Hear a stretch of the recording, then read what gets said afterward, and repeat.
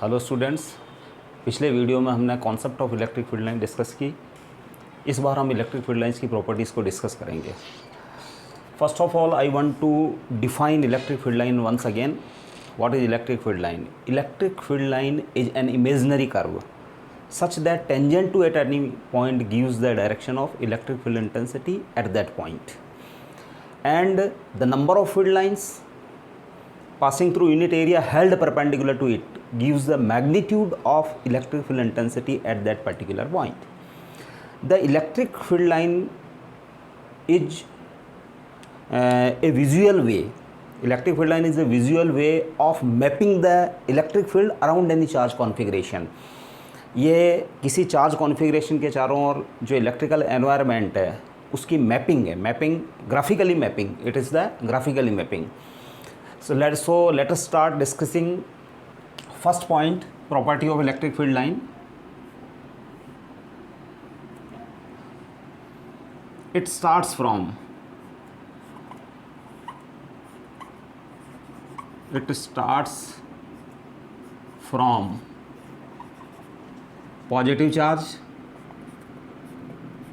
positive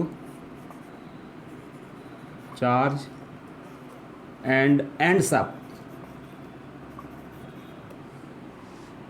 at some negative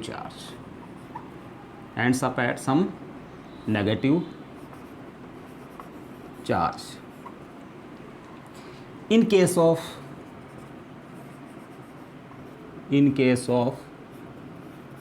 isolated charge,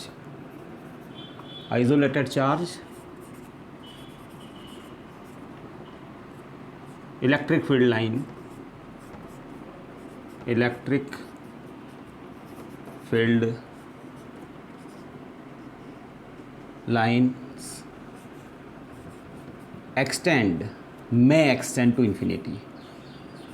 may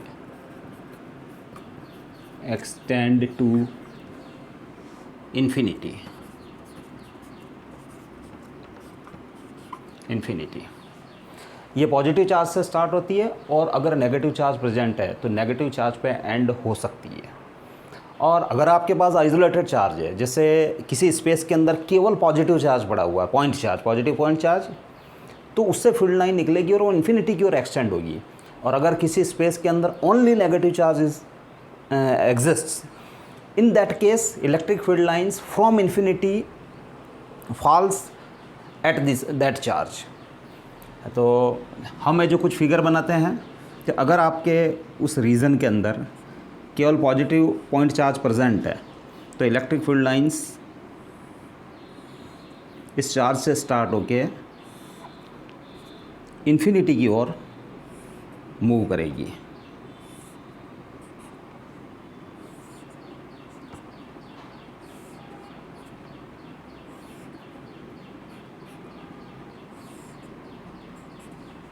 That is figure 1.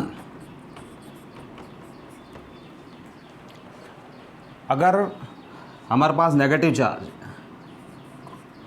Space के अंदर only negative charge है, तो electric field lines infinity से इस नेगेटिव चार्ज की ओर ड्रॉ होगी। इनके एरोज है जो इस सेंस में बनेंगे।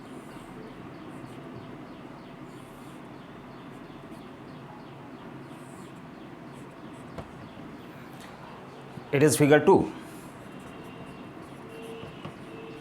अगर हमारे पास ओनली पॉजिटिव चार्ज है तो electric field lines diverse from this point charge to infinity. अगर उस स्पेस में केवल ये वाला नेगेटिव चार्ज है और अदर कोई दूसरा चार्ज प्रेजेंट नहीं है तो इस केस में इन्फिनिटी से इलेक्ट्रिक फील्ड लाइंस इस चार्ज की ओर है जो मूव करेगी, ट्रेवल करेगी।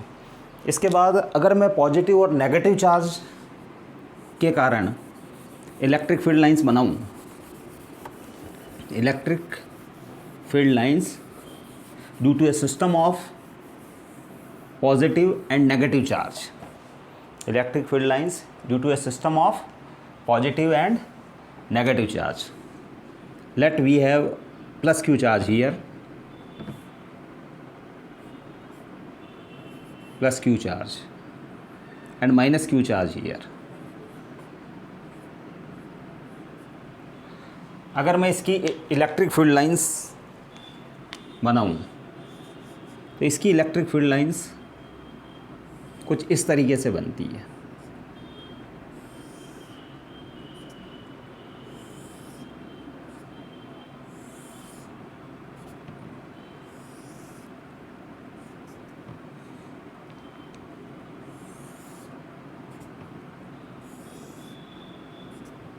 कुछ और फील्ड लाइंस बना सकते हैं आप।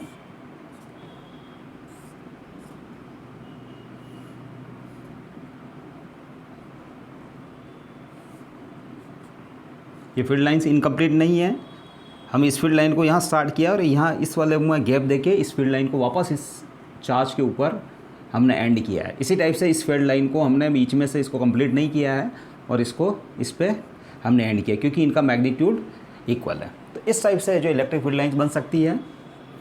अगर मैं यहाँ एक टेंजेंट ड्रॉ करता हूँ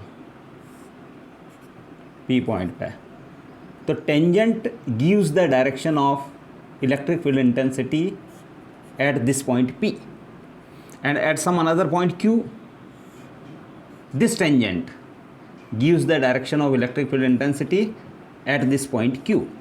P पॉइंट पे ये वाली टेंजेंट इलेक्ट्रिक फील्ड इंटेंसिटी की डायरेक्शन देगी और Q पॉइंट पे ये वाली टेंजेंट इलेक्ट्रिक फील्ड इंटेंसिटी की डायरेक्शन देगी। तो it is figure 3।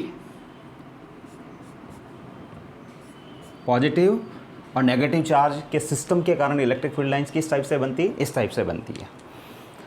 Property number 2 we are going to discuss. Property number 2,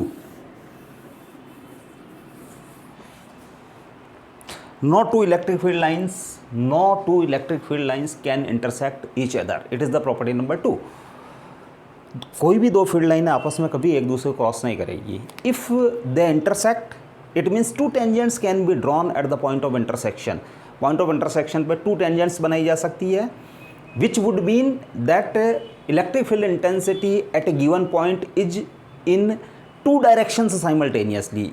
electric field intensity किसी पर्टिकुलर पॉइंट पे जो कि क्रॉसिंग पॉइंट है उन फील्ड लाइन का, वहाँ टू टेंजेंट्स की वजह से वो दो डायरेक्शन में वर्क कर रहा है simultaneously. It is not possible, it is absurd, it is ridiculous.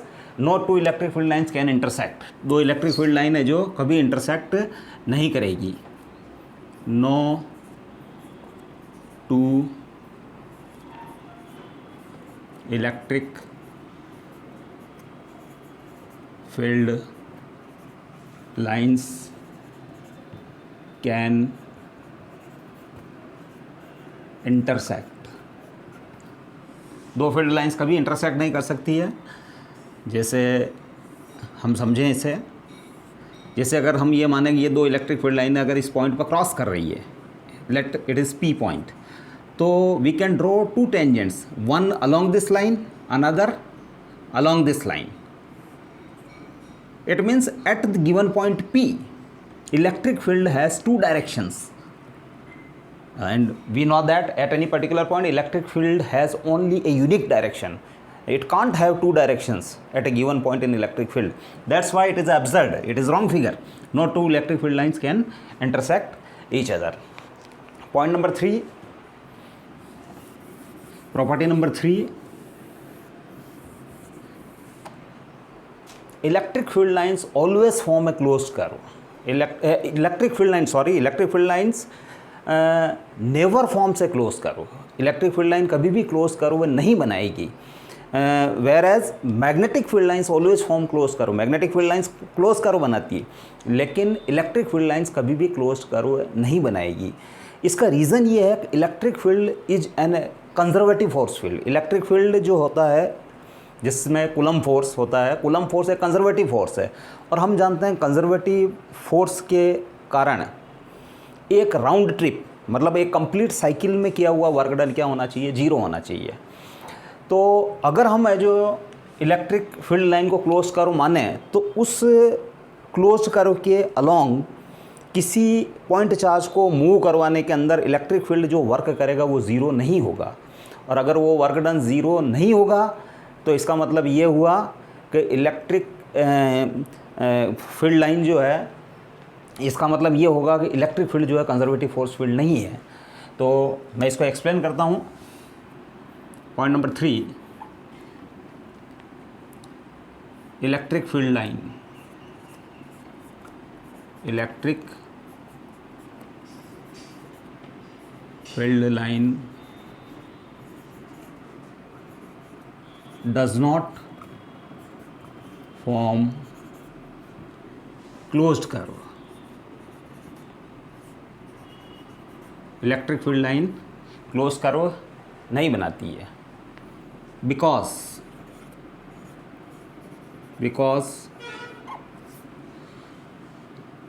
Electric field is conservative in nature. Conservative in nature, electric field जो है वो कंजर्वेटिव होता है। Electric field conservative force field है, इस वजह से इलेक्ट्रिक फील्ड लाइनें कभी क्लोज कर्व नहीं बनाएगी। नाउ कंजर्वेटिव जो फील्ड होता है, कंजर्वेटिव फोर्स,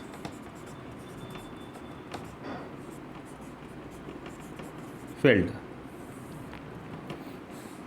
कंजर्वेटिव फील्ड की क्वालिटी होती है कि एक राउंड ट्रिप, एक साइकिल में कंजर्वेटिव फोर्स जो वर्क करता है F.dr, it must be zero. ये कंडीशन है। Work done by conservative force in a round trip must be zero, zero होना चाहिए। ये फिजिक्स की फंडामेंटल प्रिंसिपल है। Conservative force field, the work done by conservative force must be zero in A cycle, for a cycle. अगर मैं ये मानूं कि जैसे ये प्लस क्यू चार्ज है, यहाँ से एक फील्ड लाइन है जो क्लोज कर्व बनाती है, इस चार्ज से स्टार्ट होती है और इसी चार्ज पे एंड हो जाती है। अब मैं किसी चार्ज को, किसी अनदर चार्ज Q0 चार्ज को अगर मैं इस फील्ड लाइन के अलोंग है जो ट्रेवल अगर करवाता हूँ, मैं इसको ट्रेवल करवाता हूँ और मैं वर्क डन कैलकुलेट करके देखता हूँ, अगर वर्क डन है जो जीरो नहीं आता है तो इसका मतलब ये होगा कि इलेक्ट्रिक फील्ड, ये जो इलेक्ट्रिक फील्ड है वो कंजर्वेटिव फील्ड नहीं है, जबकि वो कंजर्वेटिव होता है। तो फॉर एग्जांपल अगर ये फील्ड लाइन है जो क्लोज कर्व बनाती है, तो मैं एक पॉइंट लेता हूँ A और एक क्लोज पॉइंट मैं ले रहा हूँ B, और इलेक्ट्रिक फील्ड इंटेंसिटी टेंजेंट के अलोंग लेट इस डायरेक्शन में, और ये डिस्प्लेसमेंट है dr 1 और ये फोर्स है F1 जो कि टेंजेंट के अलोंग है। मैं एक चार्ज Q0 को इस लाइन के अलोंग ट्रेवल करवा रहा हूँ और मैं small work done A to B find करना चाहता हूँ by electric field. Electric force यानी कूलम्ब फोर्स उसके ऊपर कितना वर्क करता है during its motion from A to B, where dr1 is very small displacement. Now small work done dw1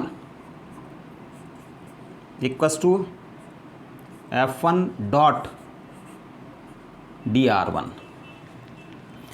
अब ये F1 फोर्स जो कि Q0 इंटू वैक्टर E होता है, electric field Q0 into vector E, ये tangent के along है और डिस्प्लेसमेंट भी है जो ऑलमोस्ट इसी डायरेक्शन में है।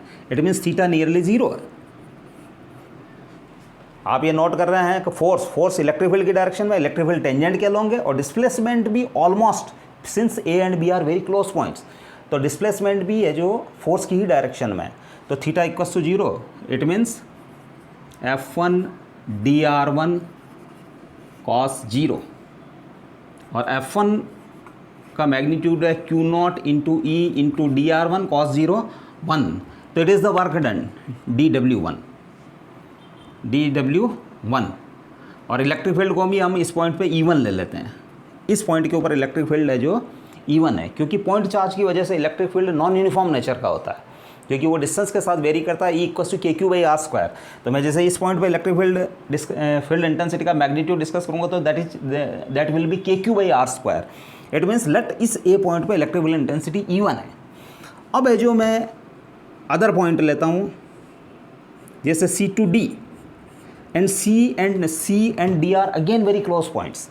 In that case, Coulomb force is along the tangent, that is F2 equals to Q naught vector E2, and displacement along the same direction almost, it is dr2. So work done F2 dot dr2, that is F2 dr2 again cos 0. Force भी tangent के along और displacement भी almost tangent के along, because C and D are again very close points. हाँ, again cos 0 1, that is F2dr2, it is dw2.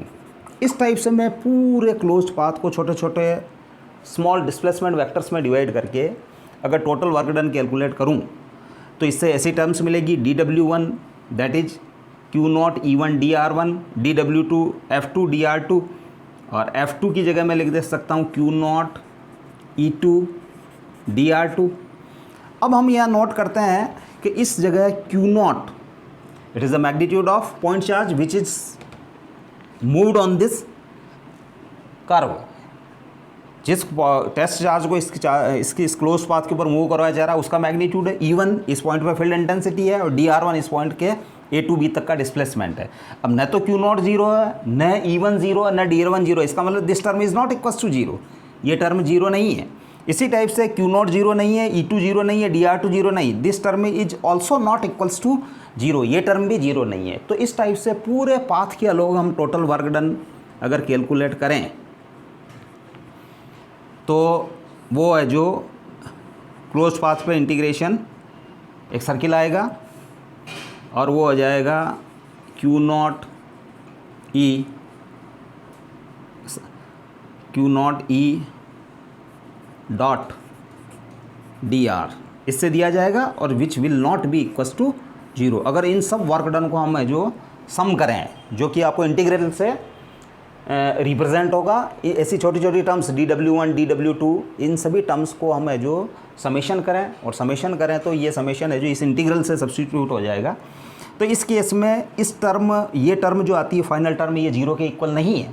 इसका मतलब work done in a round trip is not equals to zero. अगर is not equals to zero it means electric force, that is the Coulomb force, or electric field is not conservative force field, whereas it is conservative force field. So it means field line can't form such closed curve. वो closed curve नहीं बना सकती क्योंकि हम ये note करते हैं कि किसी टेस्ट चार्ज को इस पाथ के ऊपर चलाने में जो वर्क डन आता है वो जीरो के इक्वल नहीं आता है. जबकि उसको जीरो के इक्वल अगर वो नहीं आता है तो इसका मतलब वो क्लोज्ड कर्व भी नहीं बना सकती, क्योंकि इलेक्ट्रिक फील्ड कंजर्वेटिव है और उसमें work done must be zero.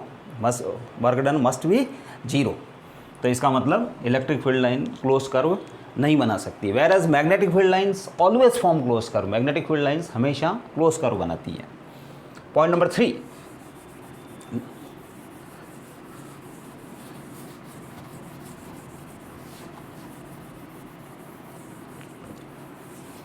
Point number 3,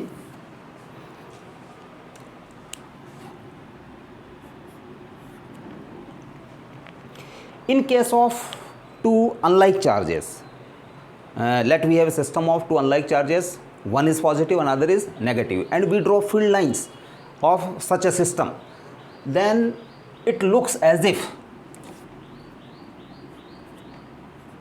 plus q minus q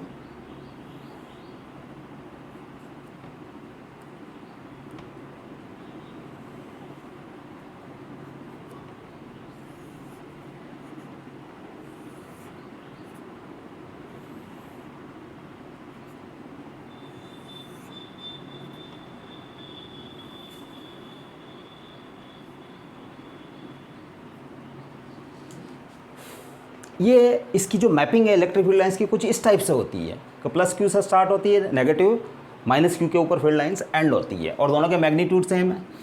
now होना भी चाहिए ऐसा, क्योंकि अगर मैं +1 कूलाम यहाँ रखता हूँ, जैसे लेट इस जगह मैं +1 कूलाम को रखता हूँ, तो +1 कूलाम के ऊपर इस वाले चार्ज की वजह से फोर्स लगेगा इस डायरेक्शन में और इस वाले चार्ज की वजह से फोर्स लगेगा इस डायरेक्शन में। So net electric field intensity will be along the tangent, tangent के अलोंग है जो नेट फील्ड इंटेंसिटी ई रहेगी, नेट फील्ड इंटेंसिटी। दोनों चार्जेस की वजह से नेट फील्ड इंटेंसिटी टेंजेंट के अलोंग रहेगी। तो इस टाइप का आपको एक फिगर मिलता है। अब इस फिगर में हम ये नोटिस करते हैं कि ऐसा लगता है कि in case of two unlike charges electric field lines tries to contract in longitudinal direction, it is the longitudinal direction, and electric field lines जैसे ये वाली इलेक्ट्रिक फील्ड लाइन ये तो कुछ फैली हुई है, इसके बाद ये वाली फील्ड लाइन कम फैली हुई है, ये कम फैली हुई है, तो ऐसा लग रहा है कि they are exerting force of attraction between them. They are behaving like an elastic stretched string which have tendency to contract,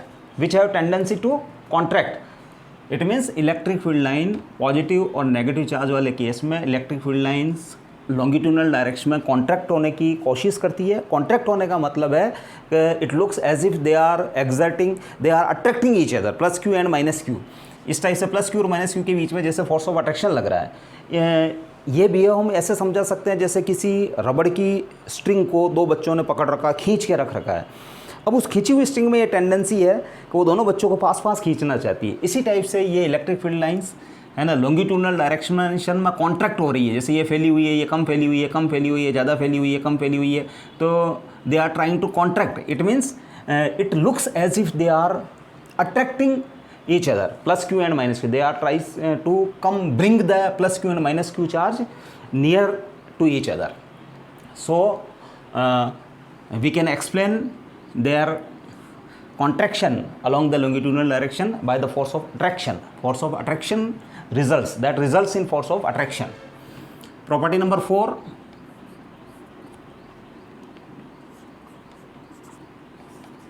in case of two like charges, in case of two like charges, electric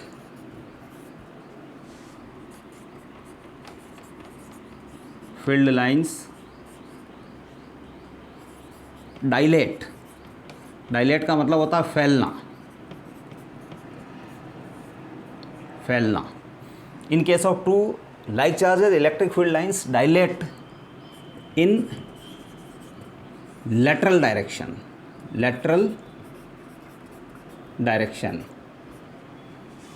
and it looks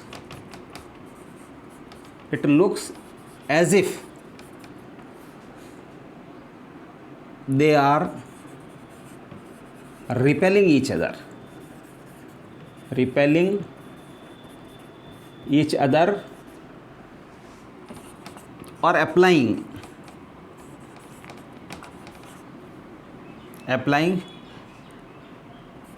pressure in lateral direction। इस point को मैं बना के समझाता हूँ।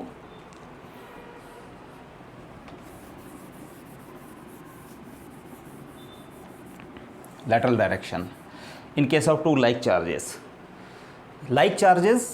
plus q, that we have two like charges plus q, it is plus q। अगर इसकी field line की मैपिंग की जाए ग्राफिकली तो ये फील्ड लाइंस का जो पैटर्न हमको मिलता है वो कुछ इस टाइप से मिलता है।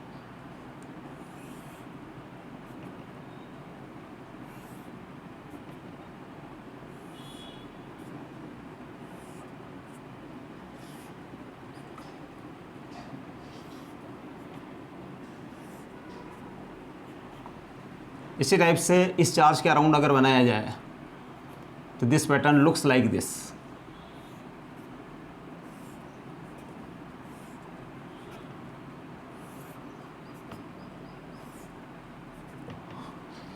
अब lateral direction, it is the longitudinal direction, it is the lateral direction. अब आपको ऐसा लग रहा है कि ये लेटरल डायरेक्शन, ये फील्ड लाइंस इस साइड में रिपेल हो रही, ये फील्ड लाइन इस डायरेक्शन में, यानी they are exerting force of repulsion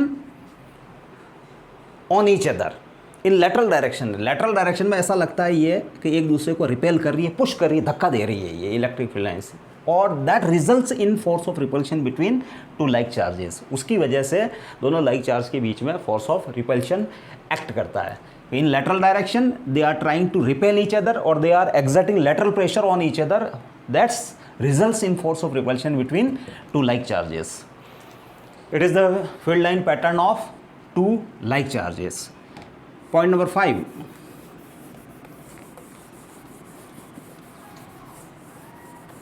Point number 5th.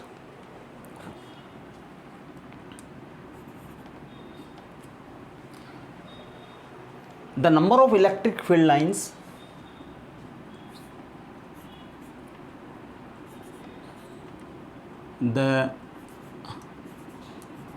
number of electric field lines emerging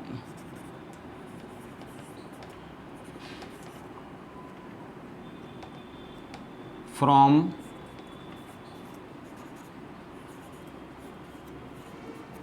a point charge, emerging from a point charge or diverging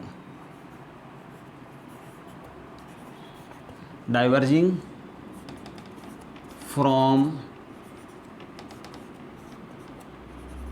a point charge is directly proportional to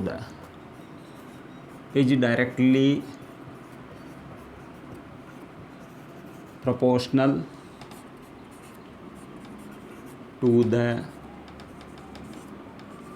magnitude of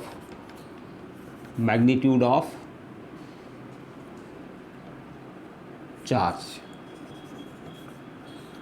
इस statement का meaning है, इस property का meaning है कि किसी charge से निकलने वाली फील्ड लाइंस, अगर वो पॉजिटिव चार्ज है तो field lines will emerge from that point charge, that is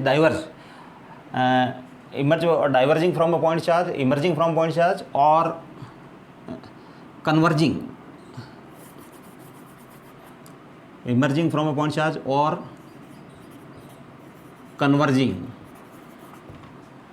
converging on a point charge is directly proportional to the magnitude of charge। किसी पॉजिटिव चार्ज से निकलने वाली फील्ड लाइंस या किसी नेगेटिव चार्ज पे गिरने वाली फील्ड लाइंस की नंबर उस चार्ज के मैग्नीट्यूड के प्रोपोर्शनल होता है।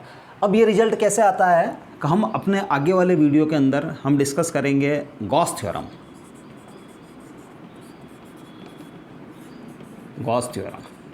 गॉस थ्योरम का मैथमेटिकल एक्सप्रेशन होता है phi e, that is the electric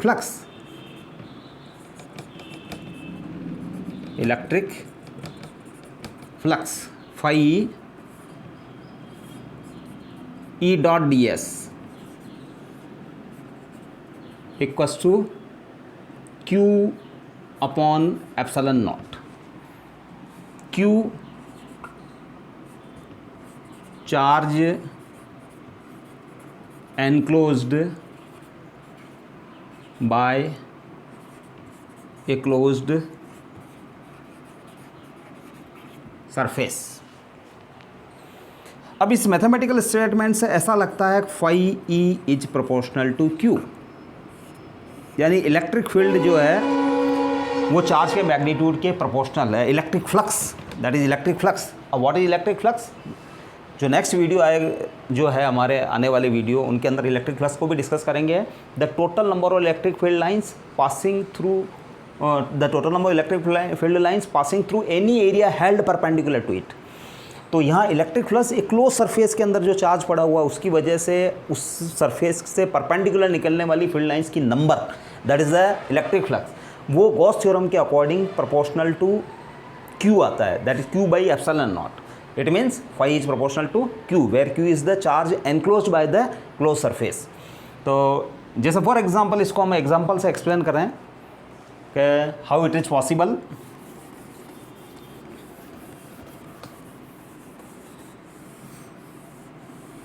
ये कैसे पॉसिबल है? लेट हमारे पास दो चार्जेस है, वन ऑफ 4 कूलाम और अनदर इज -2 कूलाम। एक चार्ज 4 कूलाम का, एक चार्ज पॉइंट चार्ज -2 कूलाम का। लेट में 4 कूलाम जो कि पॉजिटिव टाइप का है, इससे इमर्ज होने फील्ड लाइंस, इससे जो फील्ड लाइंस इमर्ज होती है उनकी नंबर में 8 रखता हूँ। 8 मतलब 8, number of field lines let 8। तो 8 फील्ड लाइंस रखने का मतलब ये है कि वो मैं इस टाइप से शो करूँगा, 1 2 3 4 4 और ये 5, सॉरी लेट मैं 10 फील्ड लाइन से जो इसके फील्ड को रिप्रेजेंट कर रहा हूँ, +4 कूलाम से जो इलेक्ट्रिक फील्ड रिप्रेजेंट हो रहा है उसको certain set of field line से शो किया जाता है। तो let I am selecting 10 field lines to represent the electric field of 4 coulomb. तो 1 2 3 4 1 2 3 4 5 there are 5 lines starting from 4 coulomb and -2 coulomb. अब अभी हमने बोला है कि किसी चार्ज से इमर्ज होने वाली फील्ड लाइंस की नंबर उस चार्ज के मैग्नीट्यूड के प्रोपोर्शनल होती है। तो यहाँ 4 कूलाम है इसका मैग्नीट्यूड और यहाँ 2 कूलाम है इसका मैग्नीट्यूड। इसका मतलब इसकी फील्ड लाइंस इसकी फील्ड लाइन से डबल होगी, और चूंकि ये नेगेटिव चार्ज है फील्ड लाइन इसके ऊपर गिरेगी। तो चूंकि आप इसको 10 फील्ड लाइन से शो कर रहे हैं और it is half of the magnitude of the positive charge, 2 coulomb 4 coulomb का हाफ है, तो इसका मतलब है जो इस पर 5 लाइन ही गिरेगी और इससे इमर्ज होने वाली लाइंस जो होगी उनकी नंबर जो है वो है जो 10 होगी। तो 5 6 7 8 9 एंड 10, 1 2 3 4 5 6 7 8 9 10। इससे इमर्ज होने वाली फील्ड लाइंस 1 2 3 4 5 6 7 8 9 10, यानी 10 इलेक्ट्रिक फील्ड लाइन से इसके फील्ड को रिप्रेजेंट किया जा रहा है। लेकिन out of 10 only 5 lines are reaching there. यहाँ केवल 5 लाइन्स ही है जो पहुँच पा रही है। Other field lines extends to infinity, वो इन्फिनिटी की ओर जाएगी, because the number of electric field lines emerging from a point charge is directly proportional to the magnitude of that point charge. This is followed from the Gauss theorem. It is explained from the Gauss theorem. The next property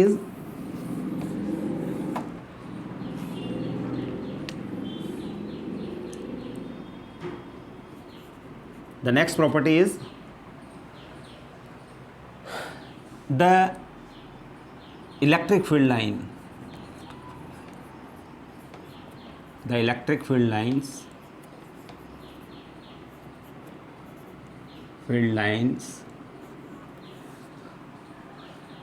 start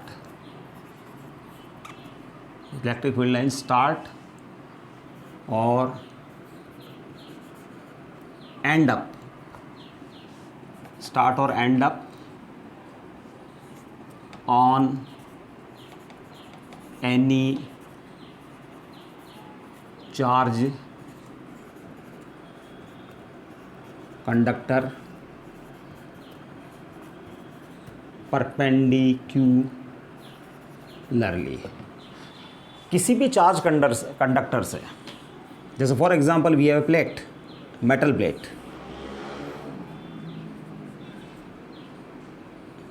ये metal plate और let ये positively charged है।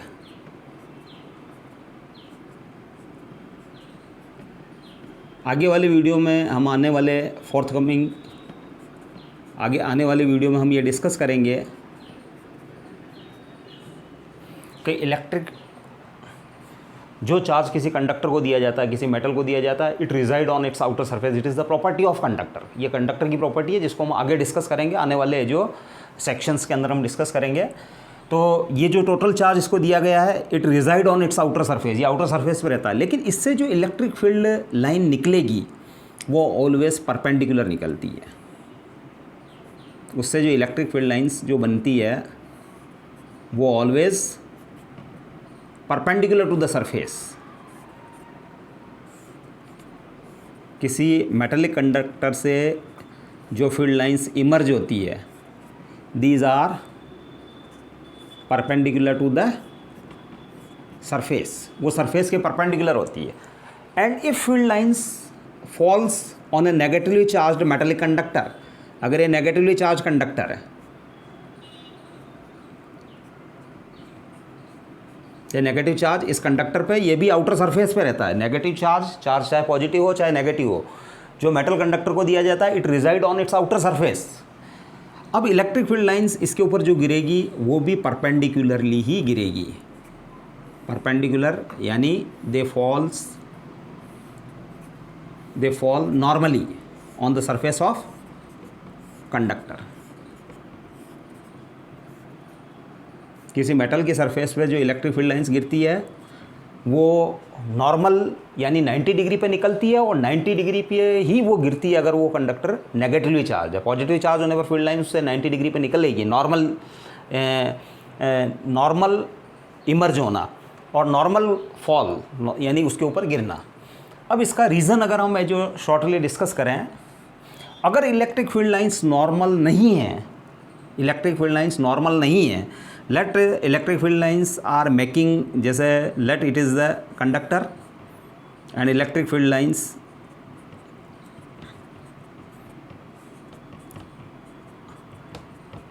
Are emerging from the given conductor, it is positively charged conductor at angle theta,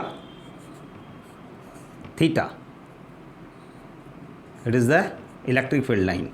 let electric field line अगर है जो theta angle पे emerge होती है, इसका मीनिंग है कि इस इलेक्ट्रिक फील्ड इंटेंसिटी का इस डायरेक्शन में यानी टेंजेंशियल डायरेक्शन में कंपोनेंट बनेगा ई कॉस थीटा, और perpendicular direction normal direction, perpendicular direction that is the normal direction, that is the normal to the conductor at that point, इस direction में इसका कंपोनेंट बनेगा E sin theta.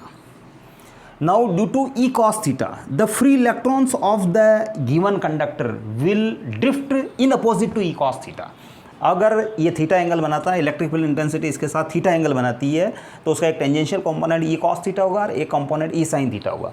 Now due to E cos theta, the free electrons of this conductor would start drifting in opposite to E cos theta. वो है जो E cos theta के opposite direction में electrons जो drift करना start करेंगे, और उस ड्रिफ्टिंग के कारण आपको एक इलेक्ट्रिक करंट मिलनी चाहिए।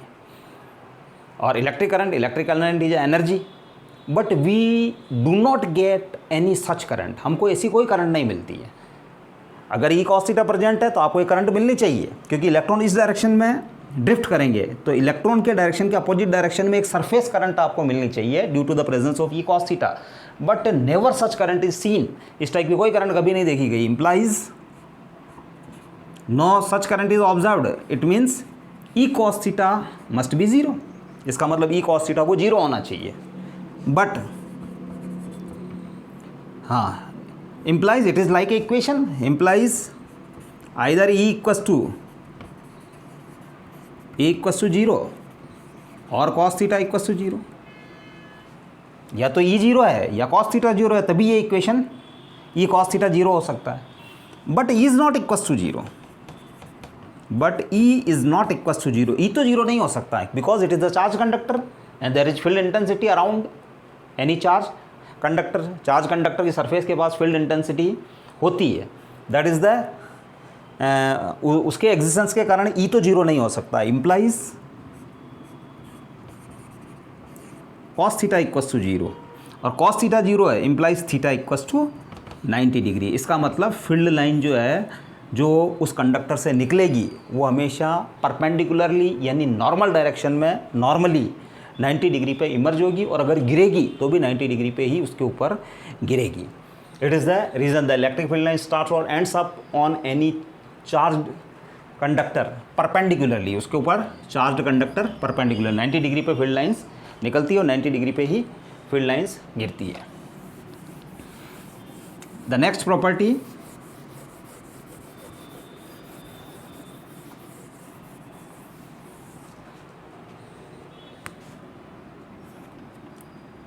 6. If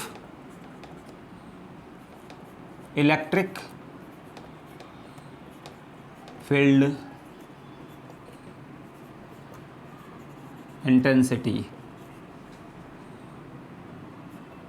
is 0 in any region, then no electric field line is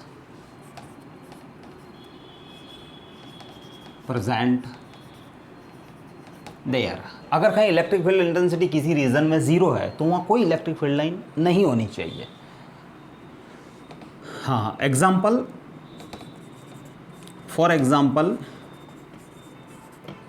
properties of conductor के अंदर, जो कि आने वाले वीडियोस के अंदर हम प्रॉपर्टीज़ ऑफ कंडक्टर डिस्कस करेंगे. प्रॉपर्टीज़ ऑफ कंडक्टर के अंदर कोई भी चार्ज मेटालिक कंडक्टर है, let we have a copper sphere, copper is metal और ये चार्ज है.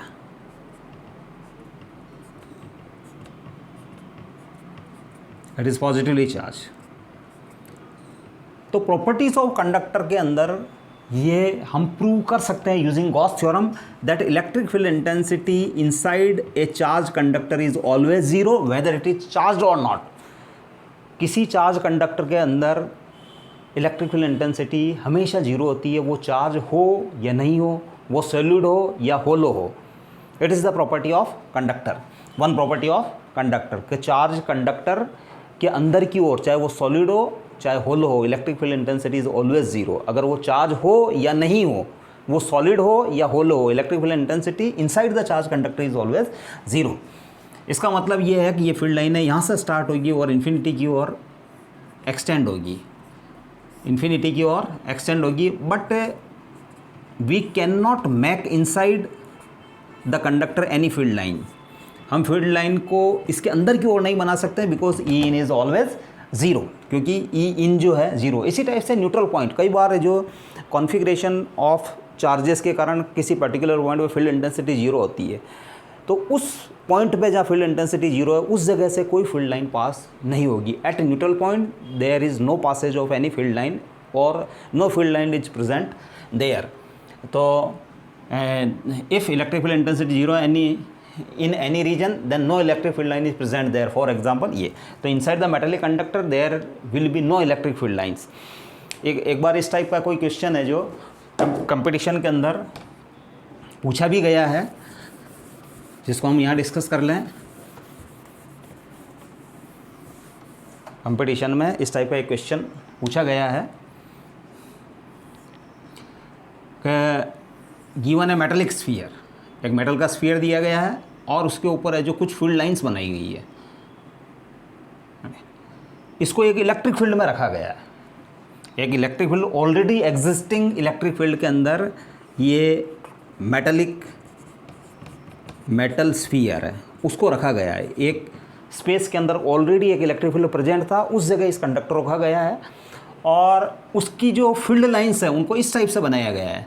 जैसे फर्स्ट फील्ड लाइन इसमें एंटर हो रही है और इसके अंदर से होती हुए इस टाइप से पास हो जाती है. It is the field line number 1. Second field line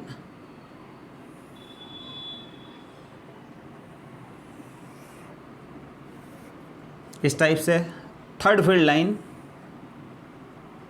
इस टाइप से, fourth field line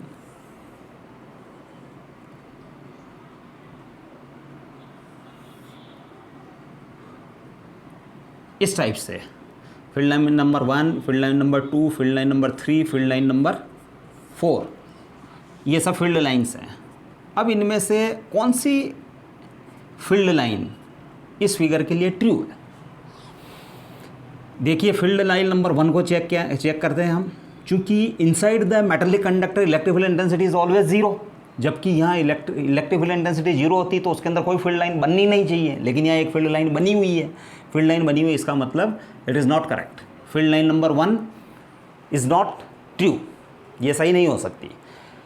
field line number 2 के अंदर घूम के फील्ड लाइन जा रही है, लेकिन फील्ड लाइन चूंकि हो ही नहीं सकती और इसने फिर फील्ड लाइन बना रखी है, इसका मतलब ये वाली फील्ड लाइन नंबर 2 भी रॉन्ग है। फील्ड लाइन नंबर 3 के अंदर उसने मेटल कंडक्टर के अंदर फील्ड लाइन नहीं बनाई है, ये फैक्ट तो ट्रू है, बट यहाँ से जो फील्ड लाइन गिर रही है वो जो एंगल बना रही है it is not perfectly 90 degree, ये एंगल जो है वो 90 डिग्री नहीं है। जबकि आप इस फील्ड लाइन को चेक करें, इस फील्ड लाइन के अंदर ये 90 डिग्री पे गिर रही है और ये 90 डिग्री पर ही है जो इमर्ज हो रही है। This field line is emerging at 90 degree, falling at 90 degree and emerging at 90 degree. So field line 3 is not also true, अंदर फील्ड लाइन नहीं है, ये बात ठीक है, लेकिन this angle is not 90 degree. तो इसका मतलब ये figure 3 is not correct, figure 4 is correct. Field lines are falling at 90 degree and emerging at 90 degree, and inside the metallic conductor there is no field line existing, that's why electric field intensity is 0. So field line number 4 is the correct answer, it is possible. Next property,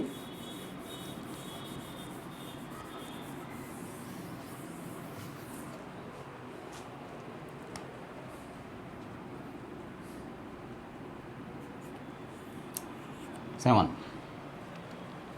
If electric field lines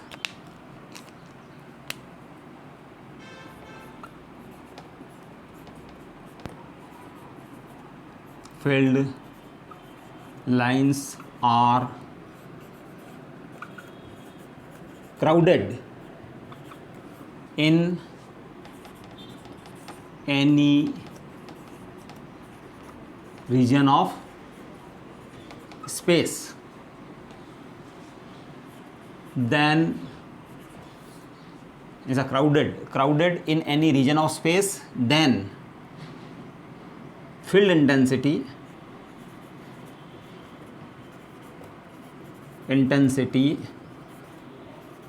at any point in that region is said to be higher. अगर है जो कहीं field lines crowded है, crowded मतलब closely spaced, crowded means closely spaced,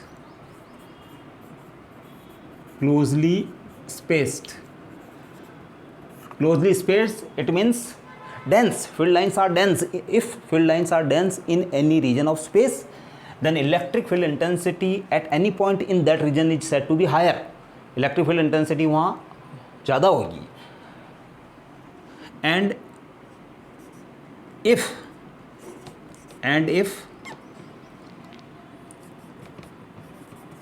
field lines are rarefied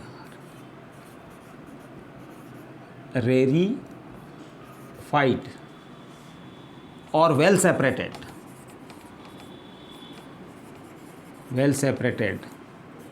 then field intensity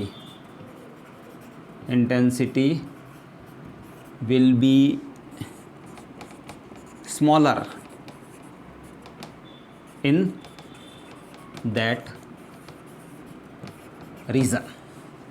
अगर किसी reason के अंदर number of field lines unit area से नंबर ऑफ फील्ड लाइंस जो पास होती है वो ज़्यादा है, तो इसका मतलब वहाँ उस पॉइंट के ऊपर फील्ड इंटेंसिटी हायर मानी जाएगी। और जहाँ फील्ड लाइंस रेरिफाइड मतलब दूर दूर हैं या बहुत ज़्यादा उनके बीच जो गैप है वो बहुत ज़्यादा है, तो वहाँ फील्ड इंटेंसिटी को वीक माना जाता है।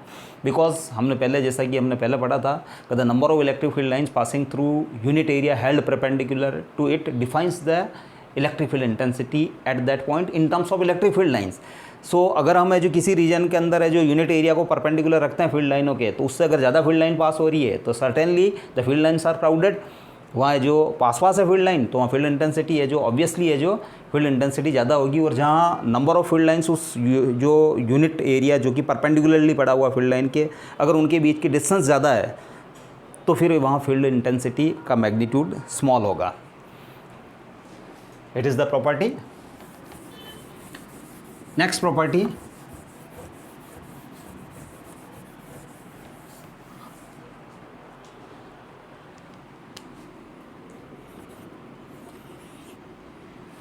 if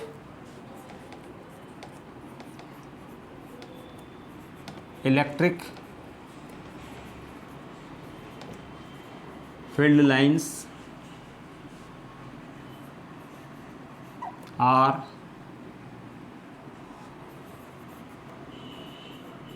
equidistant straight lines, then field intensity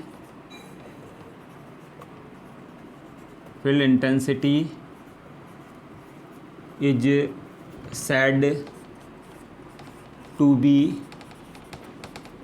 uniform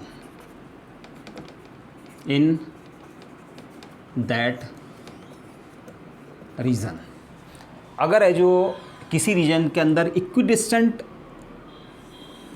straight parallel lines हैं, फॉर एग्जांपल किसी रीजन के अंदर फील्ड लाइंस इस टाइप से मूव कर रही है, such that the distance between two any straight field lines is D. इसका मतलब it represents the uniform electric field.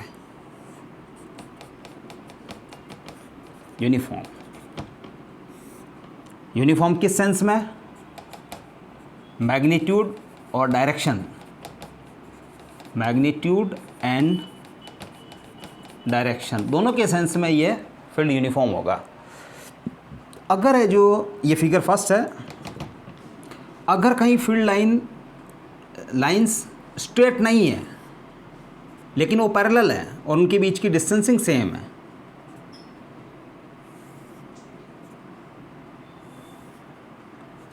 अब ये फील्ड लाइन का पैटर्न जो है इसके अंदर है जो फील्ड लाइंस के बीच की डिस्टेंस जो है वो डी है, डी, लेकिन वो स्ट्रेट लाइंस नहीं है.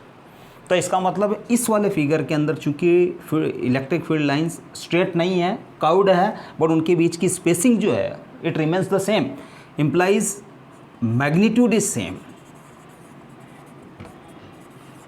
मैग्नीट्यूड ऑफ वेक्टर ई है ना कांस्टेंट, वो है कांस्टेंट होता है, मैग्नीट्यूड कांस्टेंट है, but direction is different. Direction of vector E is different. अब इलेक्ट्रिक फील्ड इंटेंसिटी में दो चीज़ें हैं, मैग्नीट्यूड, डायरेक्शन. आप कह रहे हैं मैग्नीट्यूड है जो कांस्टेंट है, लेकिन direction point to point very कर रही है. जैसे फॉर एग्जांपल अगर मैं यहाँ यूनिट एरिया रखता हूँ, यूनिट एरिया, तो दो फील्ड लाइनें पास हो रही है. अगर मैं यहाँ यूनिट एरिया रखता हूँ तो भी दो फील्ड लाइनें पास हो रही है उसके perpendicularly. It means magnitude is same but direction point to point, जैसे इस पॉइंट के ऊपर इलेक्ट्रिक फील्ड इंटेंसिटी इस टेंजेंट के अलोंग है और इस पॉइंट पे इलेक्ट्रिक फील्ड इंटेंसिटी इस टेंजेंट के अलोंग है. इसका मतलब इलेक्ट्रिक फील्ड इंटेंसिटी इसकी डायरेक्शन इस ए पॉइंट और इस बी पॉइंट पे डिफरेंट है.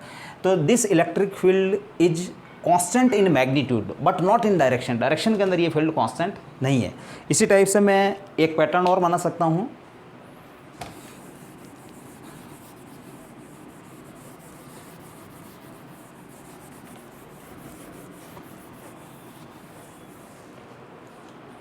अगर किसी रीजन में इस टाइप से फील्ड लाइंस इमर्ज हो रही है,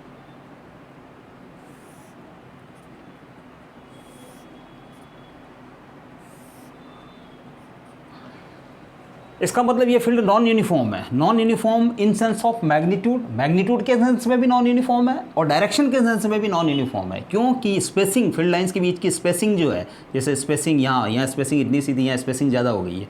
इसी टाइप से यहाँ स्पेसिंग कम थी, यहाँ स्पेसिंग ज़्यादा हो गई. तो मैग्नीट्यूड और डायरेक्शन दोनों के सेंस में ये field is non uniform. Field non uniform. अगर कहीं फील्ड लाइनों का पैटर्न इस टाइप से है कि field lines are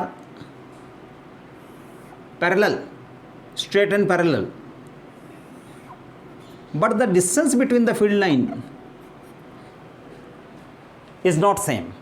For example, field line number 1 और 2 के अंदर डिस्टेंस ज़्यादा है, 2 और 3 के अंदर डिस्टेंस कम है, 3 और 4 के अंदर डिस्टेंस अगेन ज़्यादा है। और जबकि ये सब की सब है जो पैरेलल स्ट्रेट लाइंस है, पैरेलल स्ट्रेट लाइंस है। तो यहाँ है जो चूँकि पैरेलल स्ट्रेट लाइन है, इसका मतलब direction of vector E remains the same, but magnitude of vector E, magnitude of vector E is different। जैसे फॉर एग्जांपल ये ए पॉइंट है, ए पॉइंट पे फील्ड लाइंस क्लोजली स्पेस्ड है, लेकिन बी पॉइंट पे फील्ड लाइंस के बीच का सेपरेशन जो है वो ज़्यादा है।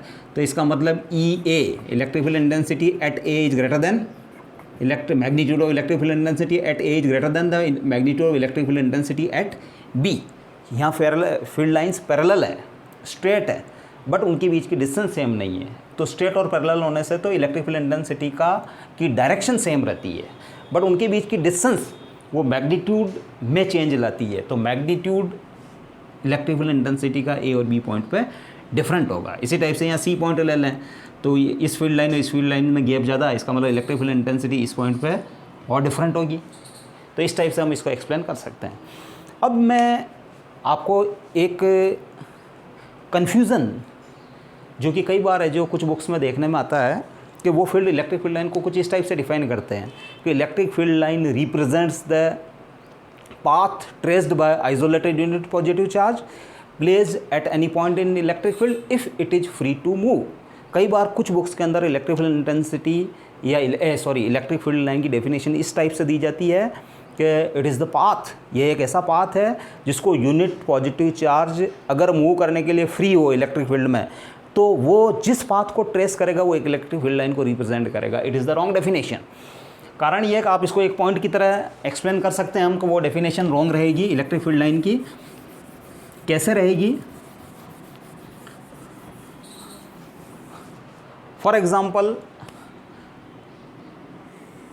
किसी चार्ज कॉन्फ़िगरेशन की वजह से इलेक्ट्रिक फील्ड लाइन इस टाइप से किसी रीज़न में, अब अगर मैं एक +1 कूलम चार्ज को अगर मैं यहाँ से रेस्ट में रखूँ तो उस पर जो इस टेंजेंट के अलॉन्ग फोर्स लग रहा है ना, और +1 कूलम है, इसका मतलब उस पर लगने वाला फोर्स इलेक्ट्रिक फील्ड इंटेंसिटी कहलाएगा, वो टेंजेंट के अलॉन्ग है। अब वो इस फोर्स की वजह से वो इस डायरेक्शन में स्पीड पकड़ेगा, उसकी वेलोसिटी की डायरेक्शन ये रहेगी, लेकिन अगले ही पॉइंट पे इलेक्ट्रिक फील्ड इंटेंसिटी की डायरेक्शन ये हो गई है ई डैश। जैसे वो ए से बी तक आया, बी इज क्लोज पॉइंट, तो जब आपने ए पॉइंट पर उस चार्ज को रखा तो उसके ऊपर इस डायरेक्शन में फोर्स लगा, तो उसने इस डायरेक्शन में एक एक्सेलरेशन गेन किया मोमेंटरीली, और जस्ट देयर आफ्टर उसके क्लोज पॉइंट बी के ऊपर इलेक्ट्रिक फील्ड इंटेंसिटी की यानी फोर्स की डायरेक्शन चेंज हो गई। तो इसका मतलब ए से बी तक आने में वेलोसिटी और उस पर लगने वाले फोर्स की डायरेक्शन के बीच में एक एंगल आ गया है। तो इसका मतलब ये हुआ कि वो है जो इस लाइन को पाथ को फॉलो नहीं करेगा, वो इस पाथ को फॉलो कभी नहीं कर सकता, क्योंकि ये जो यहाँ है जो उसके ऊपर फोर्स की डायरेक्शन इस और है और इस और है, तो वो इस डायरेक्शन में चलना स्टार्ट करेगा तो उसकी वेलोसिटी मोमेंटरीली इधर जाएगी, लेकिन उस पर लगने वाला फोर्स इधर है। तो इसका मतलब वेलोसिटी और फोर्स, क्योंकि वो इधर टर्न हो रहा है, इसका मतलब उसके ऊपर फोर्स अगले ही मोमेंट पे इधर लगने लग गया, तो इसका मतलब वेलोसिटी और फोर्स की डायरेक्शन में थीटा एंगल हो गया। इसका मतलब वो है जो ऐसी इक्वेशंस को फॉलो कर सकता है, vector v equals to u plus vector a into t, ऐसी इक्वेशंस को फॉलो कर सकता है point to point at any time t, at any time t पे ये इक्वेशन, इस टाइप की इक्वेशंस को फॉलो कर सकता है। इसका मतलब ये हुआ कि आप है जो इलेक्ट्रिक फील्ड लाइन को इस टाइप से डिफाइन नहीं कर सकते कि किसी electric field line represents the path of an isolated unit positive charge placed at any point in electric field if it is free to move, because क्योंकि अगर आप किसी पॉइंट चार्ज को वहाँ रखेंगे तो उस पर जिस डायरेक्शन में उस पर फोर्स लगेगा या जिस डायरेक्शन वो एक्सेलरेशन गेन करेगा, और फिर चूंकि वो लाइन अगर कर्व्ड है तो फिर वेलोसिटी और एक्सीलरेशन के बीच में एक थीटा एंगल प्रोड्यूस हो जाएगा, उसकी वजह से वो उस पाथ को फॉलो नहीं कर पाएगा। तो this definition is wrong completely. That's all about the electric field line. मैंने अपनी तरफ से पूरा इसको डिटेल से बताने की कोशिश की है, शायद आप लोगों ने अच्छी तरीके से समझा होगा। That's all.